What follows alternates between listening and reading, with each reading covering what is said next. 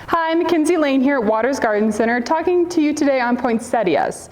These are a great holiday gift item, good for events, Christmas parties, or even in your own home as a centerpiece. As you can see, this is a traditional red. This is an 8-inch, very big compared to the traditional 6. So it's a good size for a centerpiece. I've also got great other colors here. I've got pink and white. They go along together. And I've got a little more unique, great different additions, country quilt and ice crystal. And they can even match together with the traditional red and give you a good trio. Care for these guys. They need African violet Schultz food about once a month through the holidays and into next year if you want to keep them looking blooming strong, going longer.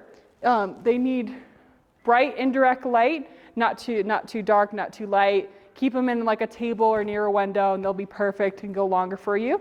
They need moist water, not too wet, not too dry. They'll drop their leaves if they go either way. So keep them moist through the season and they'll go a long ways for you guys. So like and subscribe.